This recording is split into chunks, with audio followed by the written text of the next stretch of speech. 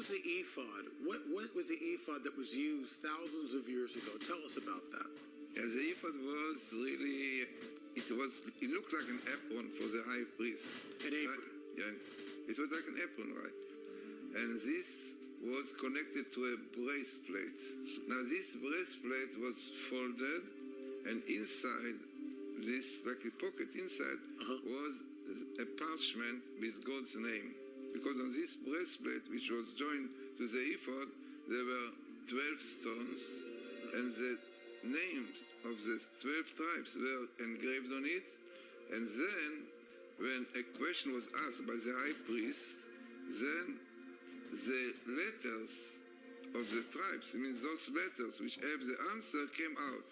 So the high priest could find out through the letters which were shining, lightening, the answer to the question. We know that the ephod was lost to us thousands of years ago.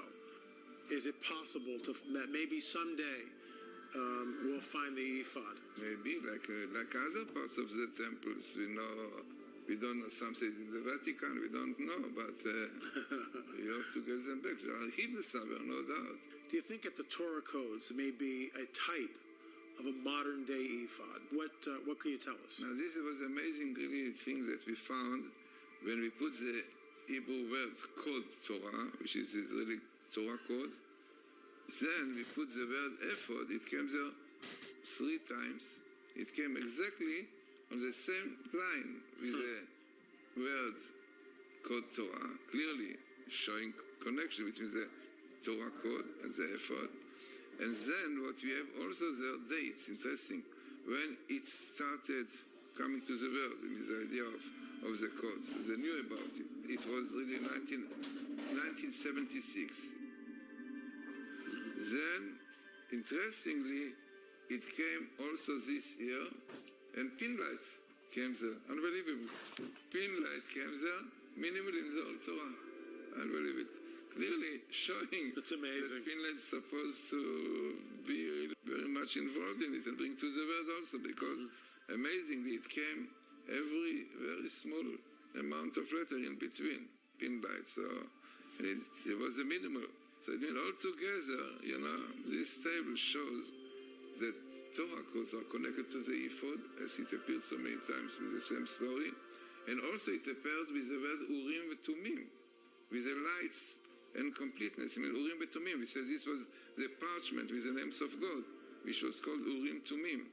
So this also came in the tables there, which is exactly the idea of the Torah code, of the Ephod and the Torah code, which showing through letters, right, the answer, the meaning of things, you see. The book of Esther is not part of the Torah, but you discovered something fascinating, extremely interesting in the book of Esther. Explain that to us.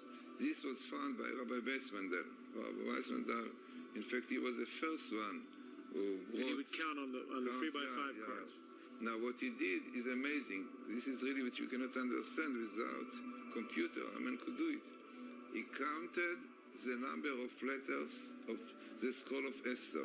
The number of letters are 12,111. 1, 2, 1, 1, 1. This is he counted it without computer. He counted. Then he decided to look in the Torah for the Hebrew words, Megillah is a scroll in Hebrew, and it came out in the Torah every 12,111 letters. It means you had the word Esther, letter after letter, and then you have the word Megillah, scroll, appearing every 12,111 letters in between.